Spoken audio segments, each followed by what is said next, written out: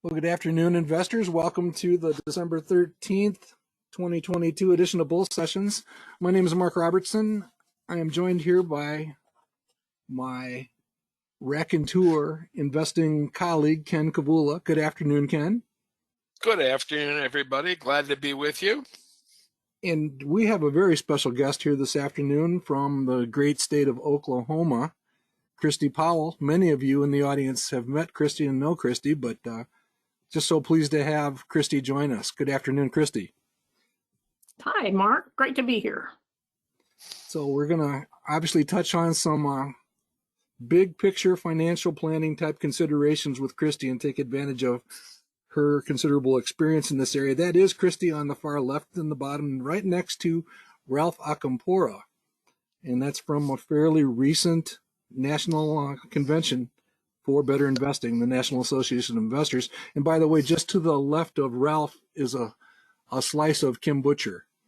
So she's actually with us indirectly today also. And Ralph is looking across a table filled with potato chips and other goodies, and he and I are talking to each other, Mark. I know exactly when and where this was taken. I don't remember if I took the picture, if that's a selfie or not. Was that a selfie, Christi? No. I think you might have taken the picture, Mark. I don't know. It might have been, yeah. Yep. Good time. That's again. We're going to give you another reason for attending national meetings here in a few minutes, but that's one. Ralph is just an enjoyable experience, and he told us many stories about all things investing over the years, and it was good, clean fun. Well, Christi has joined us today to talk a little bit about Back Door Roth Conversions and perhaps some other tangential topics or related topics. This morning, the CPI did come out. We'll talk about it briefly. And then we did agree to begin looking at a few companies, many of which were submitted by audience members to be considered for an annual Christmas countdown. So let's go ahead and get underway. Oh, by the way, I do have to swear Christi in, Ken. Okay. Christi, you need to raise your right hand and swear that you're not related to Jerome Powell. I am not related to Jerome Powell. Not even close. And if you are, and you just won't admit it, you have to cheer him up somehow. Oh my God. Yeah. All right. Let's go ahead and get underway. In standard disclaimer, a lot of very familiar names, but there are some new names in the audience here today, so welcome. No investment recommendation is intended. Everything we do here is a demonstration. It's a discussion / exploration of stuff that we have learned over 8 decades with the modern investment club movement. Everything here is about illustrating principles, techniques, considerations, all that kind of stuff. And you should not consider any of it to be an actual specific recommendation by either us at Manifest Investing or Christi's firm, Falcon Financial. So you're going to hear opinions from us. We will try to remember to tell you if we have a stake in anything that we're talking about. We are going to talk about specific companies, but please, please, please do your own homework and make your own decision about any investment that you pursue.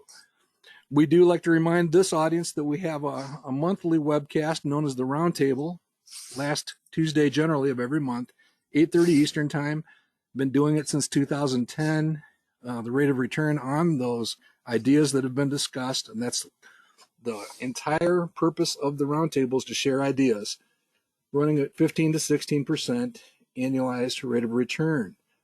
If you'd like to be added to a reminder list for that particular webcast event, send an email to nkavula1@comcast.net, and Natalie would be glad to let you know when that event is actually happening.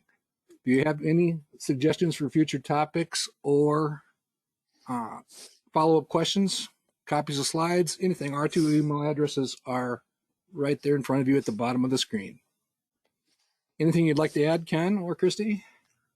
No, I'm just very pleased that Natalie has been getting a nice steady stream of requests to be added to our guest list. We've probably added 50 names in the last 3 weeks, Mark.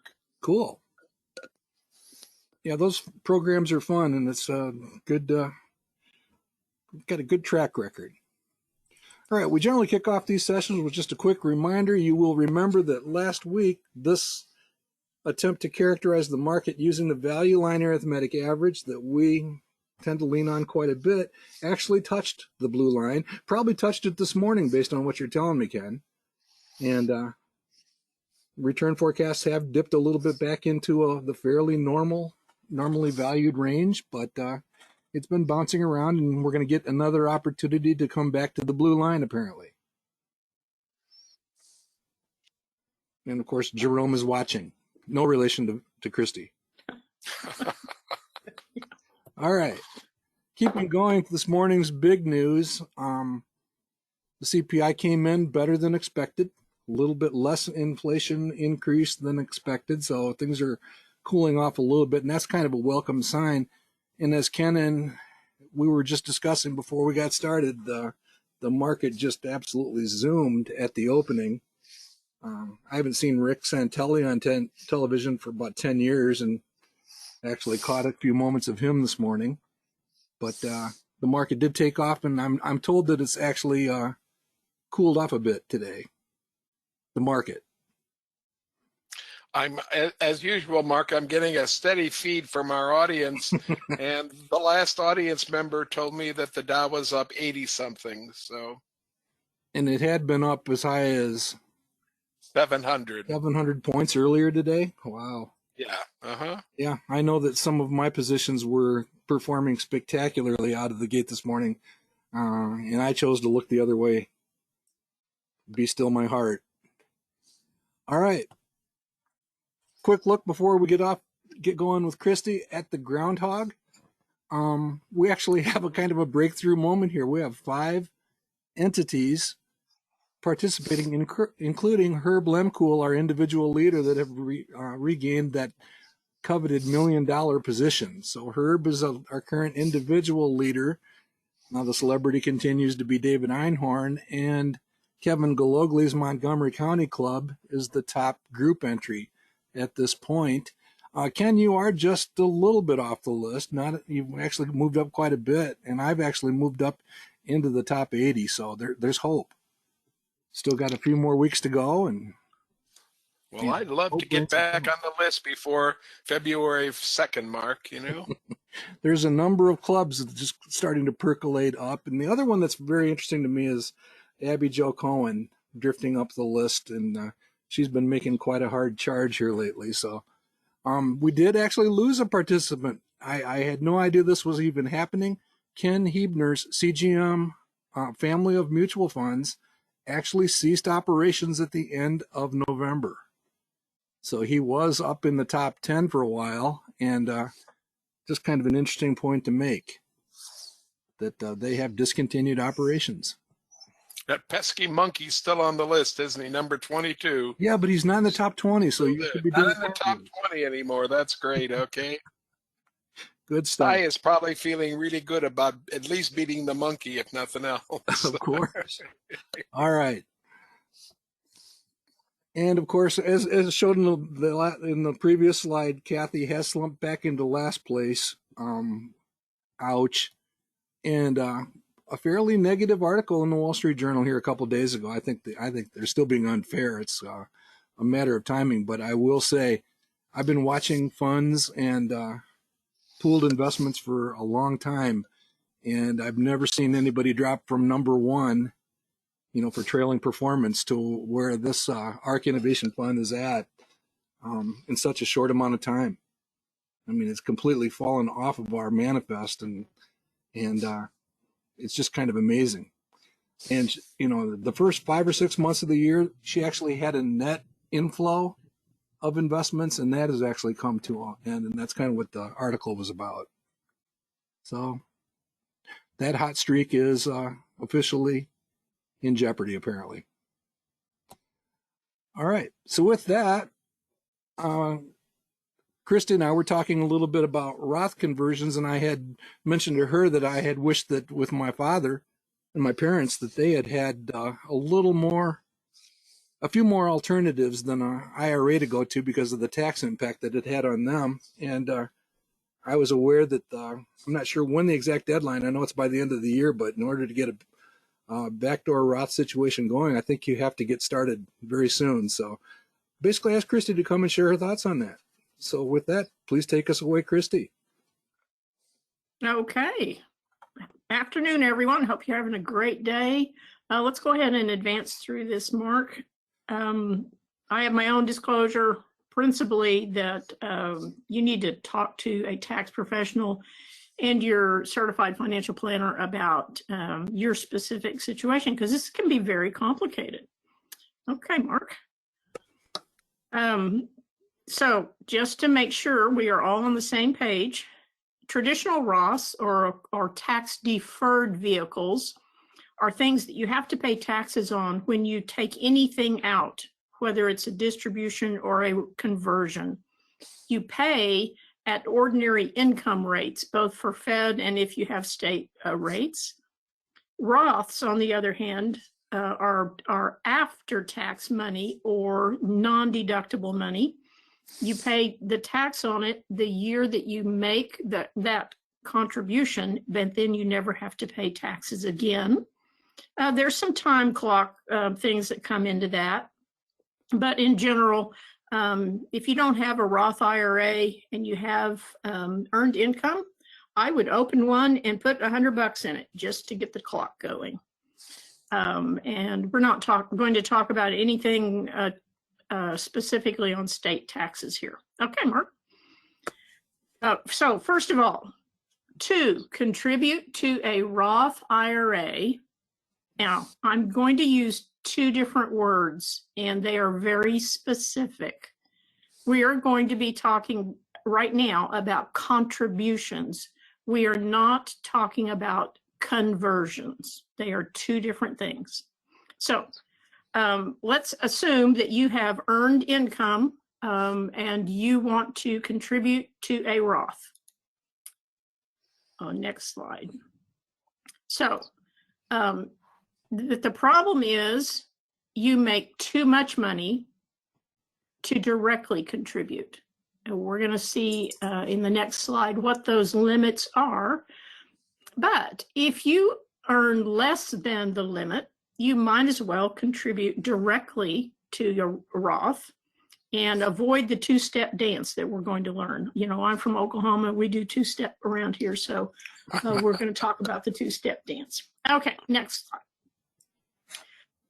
Here is where we get into a little bit on taxes. You have a income between the two of you. So MFJ stands for married filing jointly. S stands for single. HOH stands for head of household. So if you are married filing jointly this year and you make less than $204,000 of AGI, bottom of your page one, you can directly contribute to a Roth, even if you contribute to an employer 401, 403, 457. Next year, that limit is going to go up to $218,000. And then the limits are there for if you are single. Okay, so next slide. Here's a simple solution for opening doing a backdoor Roth contribution. Okay, so we're going to do a two-step. First of all, you make too much money to directly contribute to a Roth. Let's say you've maxed out your employer retirement plan, at least to the max of the employer match, whatever that is for your company. And you have additional money that you wish to save for retirement. Step number one is open a traditional IRA. Even if you have another IRA, because what we are going to put in there, you need to keep tax receipts on forever. Okay, everybody hear me. It comes into play later if you ever do rollover conversions. Okay, so step number one, we've opened a traditional IRA. We are going to make a non-deductible IRA contribution up to the limit or our income that year, whichever is the least. So if we are under 50, we can make $6,000 this year in contribution. There's a $1,000 catch up if we are 50 or older. This money is non-deductible. You are not going to take it off on your income tax. Okay?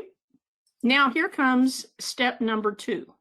After that check is cleared in your new non-deductible IRA, you are going to convert that contribution to a Roth IRA. So first of all, if you don't have a Roth opened, you need to open a Roth IRA. And then you can do this online. I would suggest you do it online or have your CFP do it for you. Do the conversion process. Fill out the form. This is how much I want to convert to my Roth IRA. You have to do this by December 31st each year. So you need to give yourself, generally speaking, you can open an account at the big custodians now within a few hours. Do it online, have it open, and then convert the contribution once the check is cleared. This has been recognized. It used to be an understood but not enumerated process for the IRS. They have actually recognized this as a legitimate way to fund a Roth. So we are okay. They talked about it with the Inflation Reduction Act, and it did not go through about changing the rules. And now the IRS says this is a legitimate, no problem way to do things. So go ahead. Somebody was getting ready to ask a question. Christi, could I clarify something, please, for one of the folks in our audience? Absolutely. You talked about AGI, adjusted gross income, on your tax return, but that does not include Social Security or pension payments. Is that right? No, your AGI is going to include your Social Security and pension payments. Okay, so if you have your AGI less than those numbers that you put there, that does include, and they are eligible to do this dance then? As long as they have earned income, yes. Okay, so if all of the AGI, I'm trying to get to the bottom answer here. If all of the AGI is Social Security and pension and interest and capital gains, that's not earned income, correct? That is correct. Okay. Okay, so just to say what Ken just said again, if you do not have earned income, so you're totally retired, you're not greeting at Walmart, you're not selling stuff online, you are totally retired. The only sources of income you have are your pension, your Social Security, your existing IRA, for instance. If you're taking money out of it to live on, that is not earned income. You have to have earned income in order to make a contribution to a Roth IRA. You can be over 70 and a half, you can be over 72. So, if you're working, doing something you love, and you're in your 70s, you can still make Roth contributions if you want to. Okay. One thing I wanted to add is I've run into this a couple of times. People tend to associate the tax day deadline, and that's always been there for a traditional IRA. That's not the case here, as you've made the point here in number 4. You got to get it done in the calendar year, preceding. To do this, I would hold yourself to a hard stop of December 31st. Mm-hmm. Okay. So, yeah, you're just going to get in less trouble if you do it this way. It's not a tax requirement, so you do have until April. But you're going to be safer if you do it all in the calendar year in which you earn the money. Mm-hmm.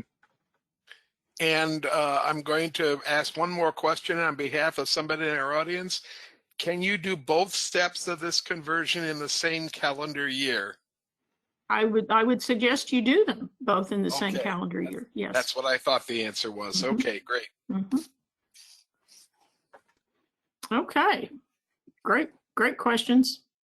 Okay, so long and short of it, that's it. To do a backdoor contribution, it's pretty simple. You have earned income, you have a IRA that you are only going to use to make non-deductible contributions to, just so that your record keeping is easier, because you need to keep these records on your IRA movements forever. And then you put the money in there. You don't take it off on your taxes. A few days later, after the check is cleared, you convert it to your Roth, and that's it. So it's really not complicated. The complication comes in with the confusion of the word contribution and conversion. And we are really not going to talk about this today because it is really complicated. But I just wanted to put a bug in your ear, as all good, speakers do. Come back for the next. So let's say you have after-tax money in your IRA, or your company has a Roth 401k side. Even TSPs now have a Roth 401k side. And you have been making contributions to the Roth side. Next slide, Mark. Now we have a problem, especially if you have an employer-provided Roth. A lot of people are not aware that when you have a Roth 401k, you have to take distributions from that starting at age 72. That is not true with a regular Roth IRA. It is only true for the 401k Roths, the TSP Roths. So if you're not aware of that, surprise, you get to learn some ins and outs of doing conversions. This has to be done specifically in a calendar year, and it has to be all or nothing. You have to convert both you have to roll over both the Roth side and the traditional side of your 401k in the same calendar year. You cannot roll over only your Roth. So there's a lot of ins and outs and taxes about that. A lot of people when they retire, they drop into a lower income tax bracket, and it becomes a great time for us to start talking about doing partial Roth conversions.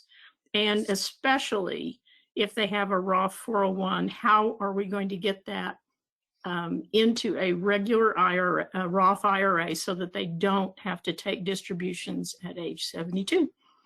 And that really is all I have for today. I know the boys have a whole lot of stuff to talk about, and I just wanted to take a few minutes and say thank you very much. So some of the things that we might talk about with conversions and doing a total rollover your 401 are listed here, and I would love to talk about it some other time with you. So that's all I have, Mark, unless we have more questions. Yeah, we do have another question. We have a couple of people that want to know, what does TSP stand for? Oh, great question. Thrift Savings Plan. That is what federal employees' 401k is called, as a TSP. I'm sorry, I use acronyms without thinking about it. And I'll ask a question on my behalf then. Is 403B, is that also included in all the things you've been talking about? It is. Yes. Okay. Well, that just sealed your return, Christi.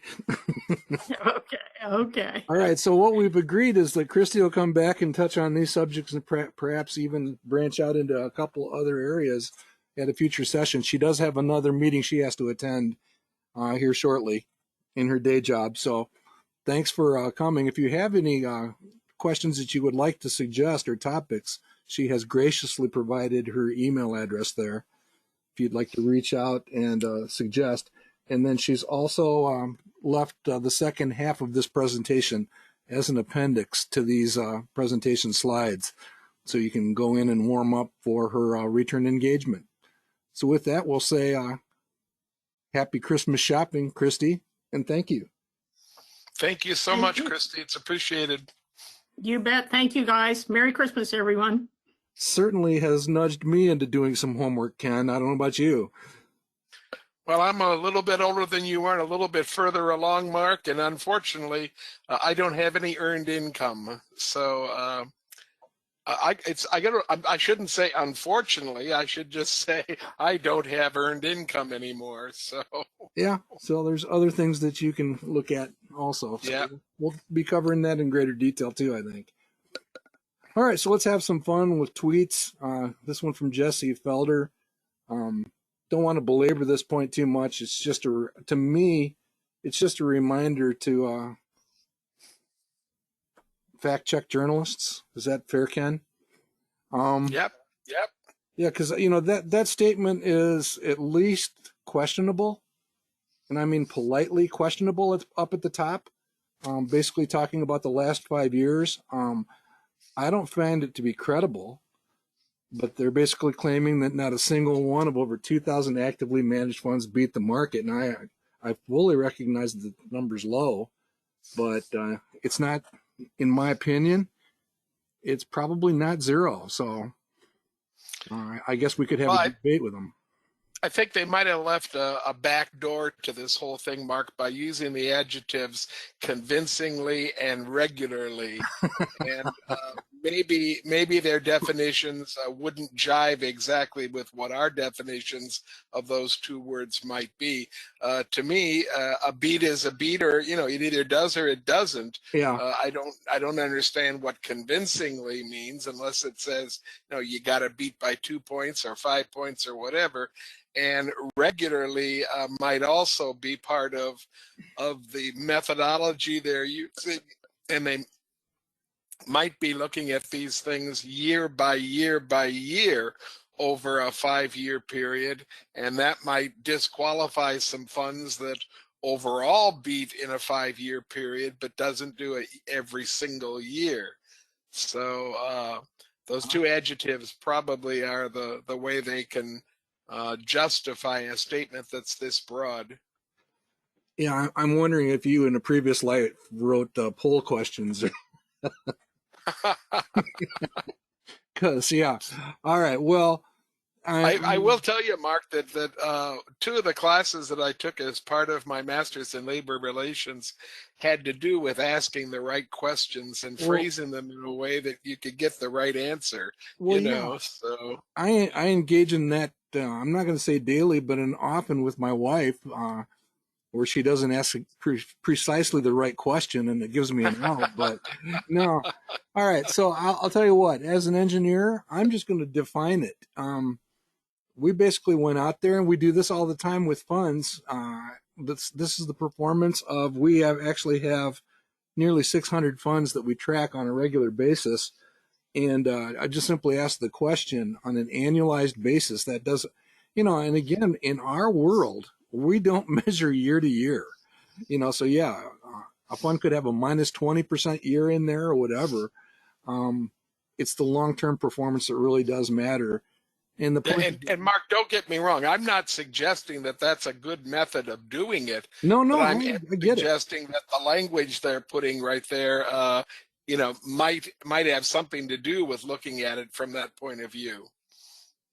Yeah, I get that. But yeah. I will tell you point blank, I mean, that one's got considerable performance. These are definitely actively managed funds here. All of these for sure. Some of those are indices, some of those are sector funds. But you basically get into a 1 out of 5 situation when you start digging in a little bit deeper in the way that we think about long-term performance, in the way we think about answering that question. And again, it might be different, but kind of an intriguing bunch. I do find QQQ to be quite interesting right now. That's the NASDAQ 100. If you look at the par, based on the top 25 holdings, as we do with all of these funds, pretty compelling. And there's a few that are quite compelling on here. The VGT is actually up there too. If you want to stick to just technology, a lot of the technology stacks have been hammered. and that's there. And I do find this one kind of interesting because this is kind of a lackluster fund over the long term, but they actually were fairly stacked up on medium-sized companies and the sort. It's kind of an interesting look. You can tell by the growth rate that they have a fair dose of larger and medium-sized companies in here.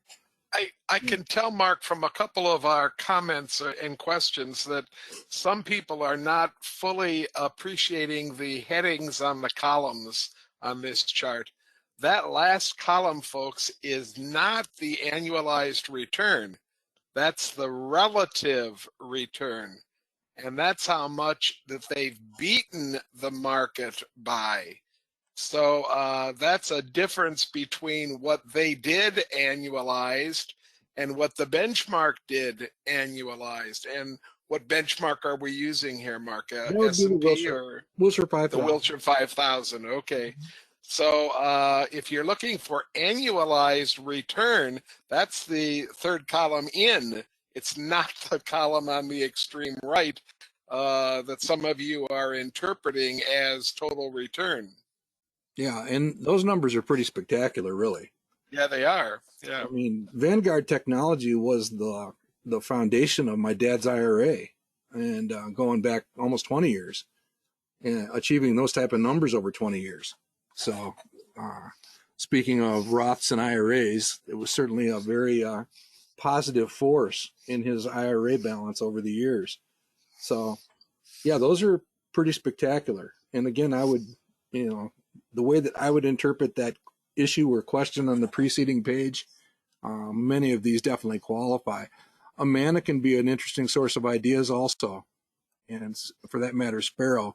But we will focus in many times on the ones with the slightly higher growth rates. Maybe a discovery of... We're getting definitions of those adjectives, Mark. Len out in Michigan here says weasel words. See, he could have been sitting across the row from you in your class on what type of adjectives to use in a negotiation. Yeah.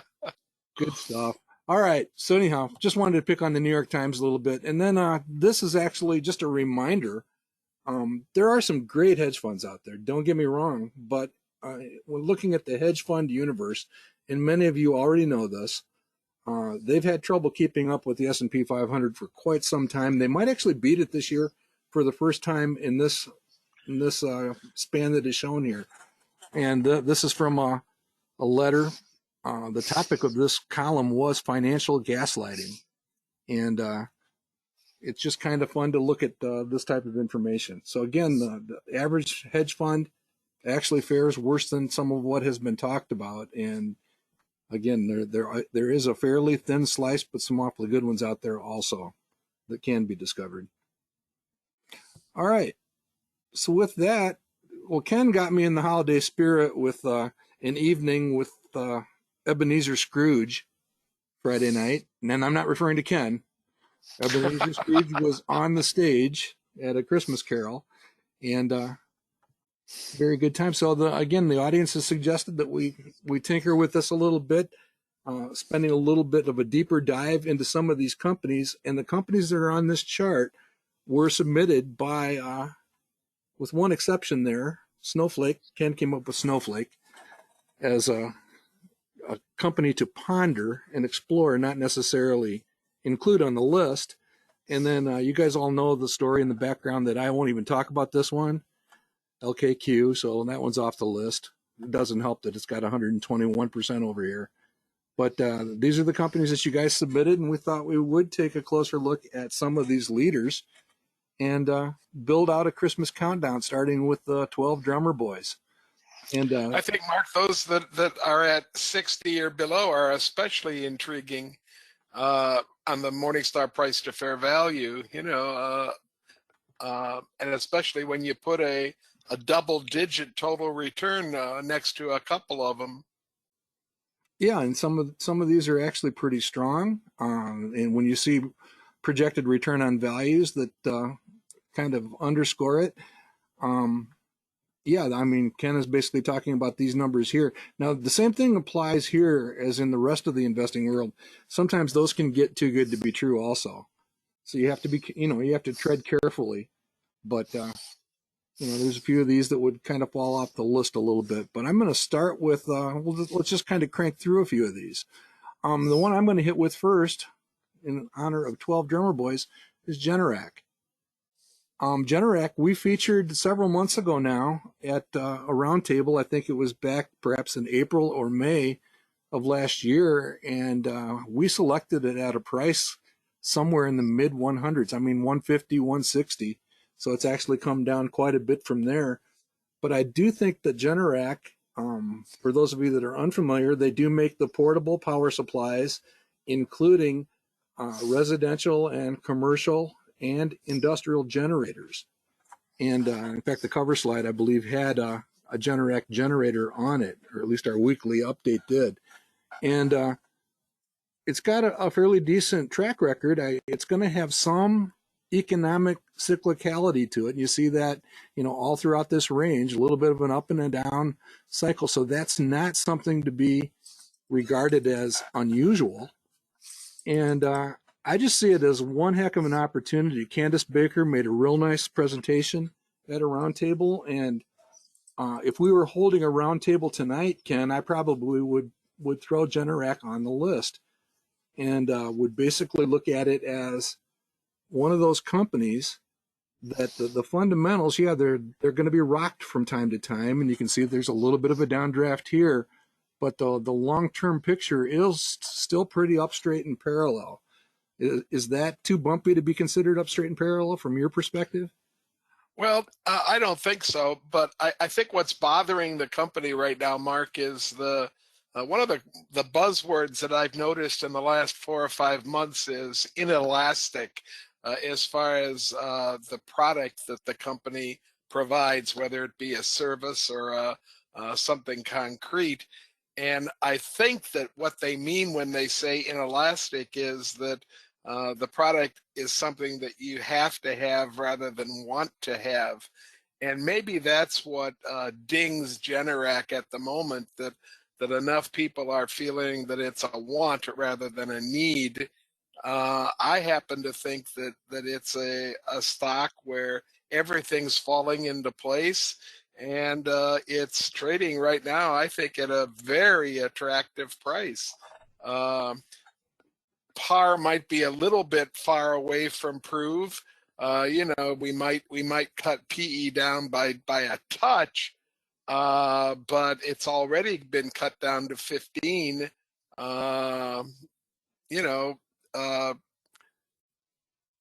All in all, I don't see too much that I don't like about the company. Yeah, they have suffered. They had a fairly nasty piece of litigation. One of their, I'm not even sure what to call them, partner or subcontractor or something, they had run into some execution issues in delivering product, that sort of thing. And I do believe that has kind of gone underneath the bridge a little bit.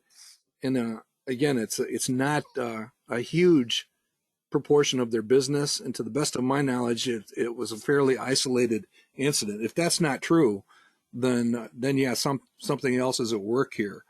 But I mean, you are looking at a company that is well into the buy zone, based on the desirable return that you see here. Very decent interest rate on the debt that they do have. They do have a little bit of cash on hand, but it is trading very close to a 52-week low. That's what that 1% tells you down there.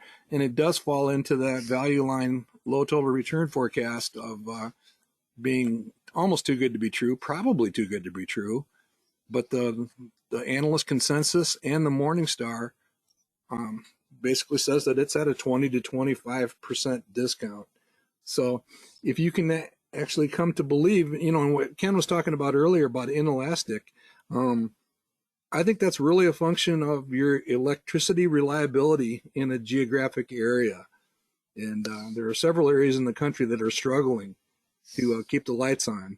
And it probably varies quite a bit by that.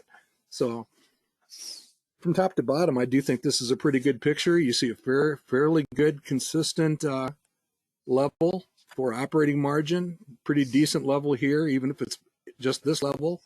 for net margin. And I just Mark, like the company. we're getting some questions about the net margin number and the projected PE ratio. These numbers, where are they coming from? Are they coming from Y charts?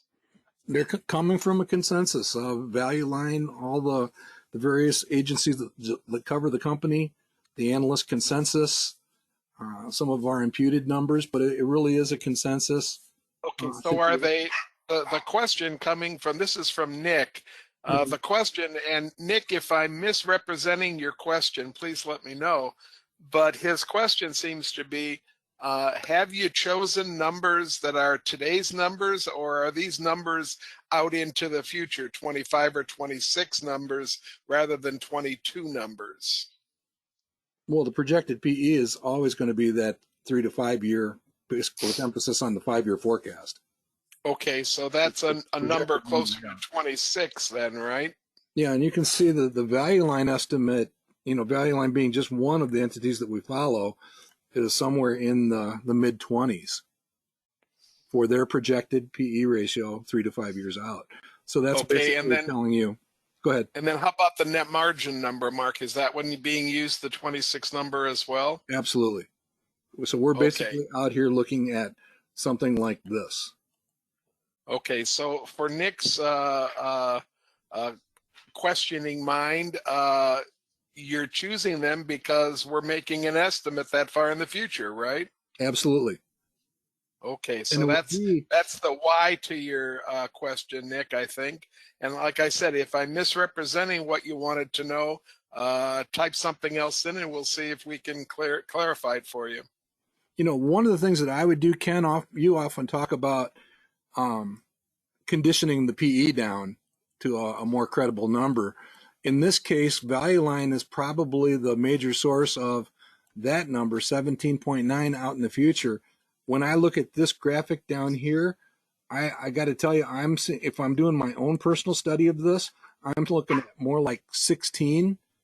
So if you throw a 16 in here in the preferred procedure, it's going to knock it down into the mid-20s for a projected annual return. And that's probably the way, like I said, if I was presenting this at a round table tonight, that's what I probably would do. Again, condition it down to a reasonable expectation, reasonable being designed by, basically closing one eye and looking at this situation right here. Yeah, and I'm backing up and answering somebody else's question now, but they wanted to know what makes me antsy between prove and par. And when I think that there's, somewhere around a 50% or more difference between the two numbers, that begins to make me a little bit antsy. And just by the most simple arithmetic, I take half a 23.7 and get around 12 and add it to the 23.7 and get around 35. There's where my antsiness begins to manifest itself.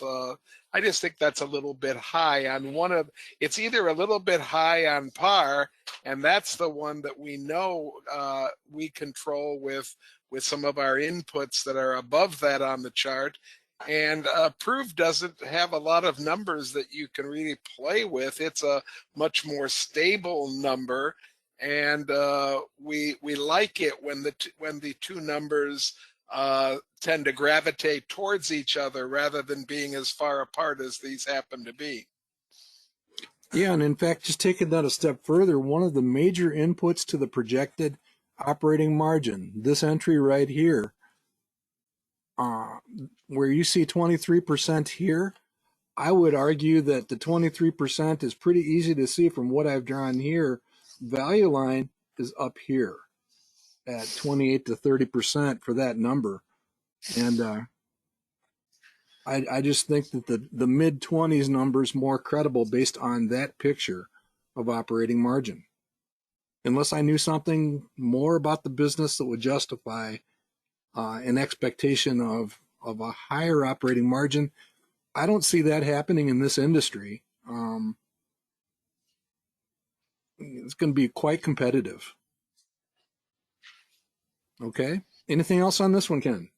No, I think we've run this one through the ringer, and again, this kind of analysis where you're taking a number of sources that we have respect for, and then tempering what they're telling us and trying to come to some kind of consensus between those trusted sources.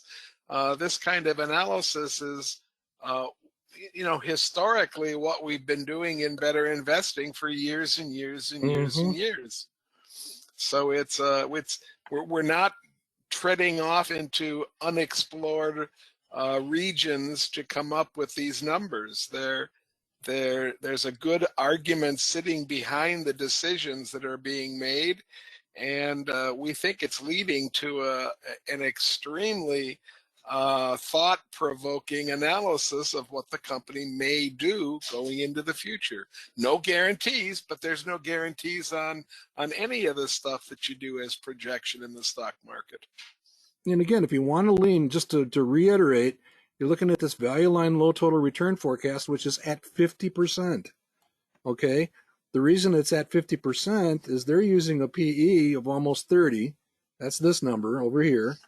And they're using a net operating margin of about 30% and a net margin up closer to 20%. So again, that's how that number gets pumped up to that level. They could be right. I think it's a little strong. So I would be more comfortable with something in the 20s as being a little more credible. I hope Value Line's right. All right, our second company is Amazon. This has been one of the companies that we have presented at bull sessions over the last year or so as earlier stage company. It's still an early stage company from where I sit. But you have kind of the opposite problem with the Value Line doesn't seem to handle some of the early stage companies quite as well. I just think there's a whole lot here that's quite interesting. I would almost throw out some of the earlier projected returns based on all the things you know about PE ratios and all that stuff back in that time frame. And they are kind of coming into a point of maturity on the life cycle curve that makes a little bit more sense. And the company has been hammered in stock price over the last several months. And they continue to fire on most of their cylinders, if not all cylinders. So it's becoming kind of an interesting position for a long-term investor. And I basically see a buy below $102. I see a low interest rate for what debt that they do have. By the way, they have $58 billion in long-term debt, but they also have that much in their checkbook. So you can just sort of see some of this stuff kind of break down. They're very close to a 52-week low. Value Line also sees this one with a fairly ambitious return of 29%. And Morningstar and the analyst consensus see it as fairly attractive. What do you like or dislike about Amazon under these conditions, Ken, other than the fact that there's no PE ratios? The only thing that I would look at carefully in this analysis is that forward net margin number up around 7.5, somewhere around there. That just seems to be quite a jump up from where it's been for the last 5 or 10 years. I don't know what's contributing to that robust value, but if I were doing the analysis, I might temper that to 6.5, which is much closer to some of the existing values that are there. Again, I don't like it when par moves 50% higher than prove, and that's a real rough gauge, a real rough rule of thumb. And this one is within the boundaries, but the only number that I would quibble with a little bit is maybe that 7.4%, maybe down to 6.5, something like that, and that would lower the par and bring it closer to prove, and maybe begin to make a little bit more sense to me, at least. Yeah, I agree. I think you probably set this one aside as a pretty unusual time. Some pretty interesting business environment situations, and then as Ken has just already suggested, does something in here make sense? Maybe down as low as 5 or 6, and then is it still that attractive? That's kind of what I would be looking at. It's really hard to argue with this picture here. I mean, this is definitely an attractive situation for them as they in their business. And we know the size of the company. I mean, whether we're talking about a 13% return or an 18% return, those are both stellar returns for a company this size. So we're dancing around with numbers that are exceptional, even if you take worst case scenario. Yep. So I think that's why you're going to hear many people. We've already talked about Google in previous sessions. Google and Amazon appear to be companies that probably are projected to fare a little bit better than the Facebooks and a couple of the others out there. All right. And then just to annoy you further, Ken, we had to get the 10 Lords of Leaping out here with Lord Musk and Tesla. This is just a company where I think that the reality's kind of set in within the last year, and I don't mean a negative reality. It's somewhat negative, but it's certainly a situation of perspective. This is an awesome company. I don't think there's any doubt about it. It's not just a car company, but it has a very large car company component. They continue to deliver great products. They have done some fantastic things on the operating side of the business, as far as handling the semiconductor shortage and that sort of stuff. And it really is kind of coming into its own. I mean, I think we're looking at a maturity situation here with respect to earnings. We'll see. And I do think they are getting punished, rightly or wrongly, for the distraction that is known as Twitter. And they are trading at a new 50-week low. I know that because there's actually a negative number here. That just means that the daily update didn't catch up with the current price. So they are trading at a new 52-week low as we speak. What are your thoughts on Lord Musk? I think this analysis is fair. Maybe a little tiny bit optimistic, because this stock, I think in my mind at least, always has been kind of a momentum play in progress. I mean, when it was going up, nobody seemed to mind the momentum, and right now I think the momentum is fairly negative. I'm not sure that Musk didn't create that negative momentum himself by becoming such a big player in the news on an it seems like an hourly basis. He's doing something to draw the attention of the talking heads, and it's not always, in fact, very little of it has to do with Tesla anymore. It's about some of his other projects, but I think you can't help but not ignore the fact that a lot of his time certainly is being spent with Twitter and with his space exploration plans, and maybe he doesn't have quite as much time to devote to his car company anymore.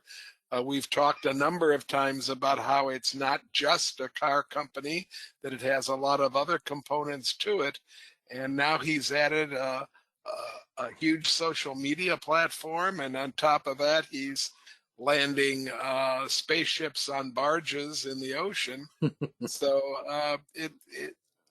there's, I've said it a number of times, there still are only 24 hours in a day, and even the brightest person in the entire world can't create enough time to do as many projects as they might have an interest in. So. Yeah. The other thing I like to point out, and this is almost beyond incredible to me, back when our Irishman amongst us, Hugh McManus, was talking about this company back in this time frame, it really had escaped me that we were talking about prices in the $10 range. Obviously, there's been a split, but split adjusted, $10. Would you pay $10 for Tesla? and it obviously went from 10 up to 600 or above. And what an amazing thing when you latch on to a ride like this. So again, I think this is kind of the conservative case. Notice that Value Line is even though they can be punishing to companies like this, they're in the almost 20% range for a low total return forecast. So it'd be interesting to see what this one looks like going forward, for sure.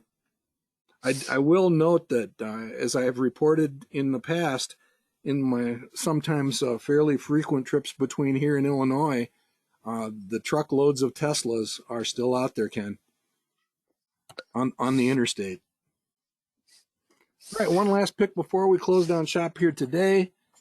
This one has been around in a number of circles, Malibu Boats. I still like the story enough that it's not 9 ladies dancing, it's 9 ladies water skiing. So would you like to give your nutshell version of why this one? Again, I've been looking at these types of analysis now, Mark, for 3 or 4 years as you've been, testing the waters and polishing them and everything. And my mind still jumps to proven and par. And here's an example in the opposite direction that that maybe the PE is a little bit to the low side. Going forward as we're looking at the company, we're using what are we using here? 10. A 10, and that hasn't been really 10 for it was in the pandemic years. Maybe 11 is a better, or 12 is a better PE. But again, considering the size of the company, I'll take 20% plus. And if you want to give me 30% plus, I'll take that too. I think that both those values are pointing at a company that is attractive, and it's attractive at a relatively low hurdle. You don't have to jump too high. Those ladies don't have to dance around too much and make too many jumps to get over that hurdle of a 10 PE to make this whole thing work itself out. Again, we go back to this inelastic, and I know there's a lot of folks that feel that a boat would be a product that is definitely a want rather than a need. I ask folks just to consider the demographics and the kinds of people that are buying boats, and whether or not they're going to be affected by the economy's, the standard word that people are using right now is they're assuming we're going into recession.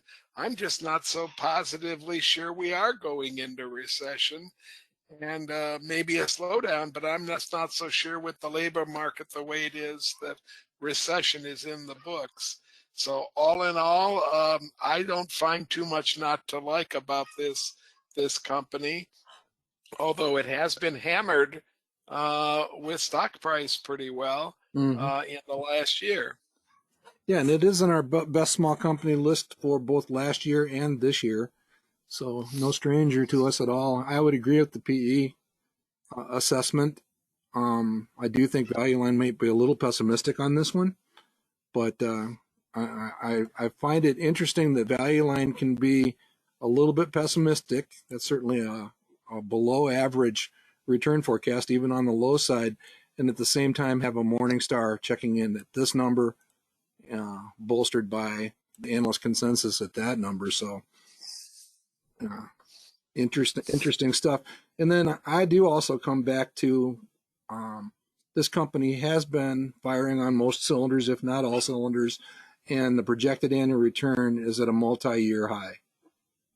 I find that hard to ignore under these conditions. So we'll add them to the countdown also.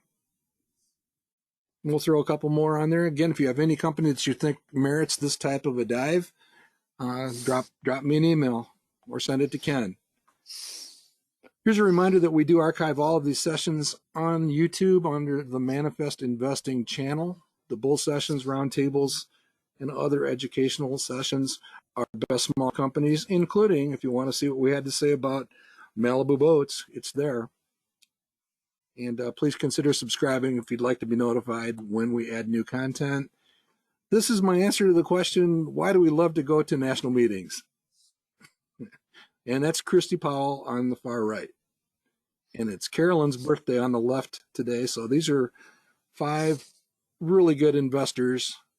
We learn a lot from people like this as we get around the countryside. We just scheduled trips to Cincinnati and New Orleans, Ken, so we will see people like that on the road soon again. Yeah, Mark and I are traveling again, so if your chapter would like a visit, consider giving us a call and asking if we can fit you onto the calendar.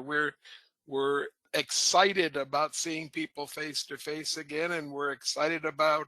I know it sounds strange to say we're excited about a couple car trips, but Mark and I haven't had a long car trip now since we drove back from Dallas back to Michigan. So we're ready for one again. There's a lot of other conditions and problems to fix, and that's where we do it best. All right. Again, just in the appendix, here's our companies for this year. You can see that where's Malibu?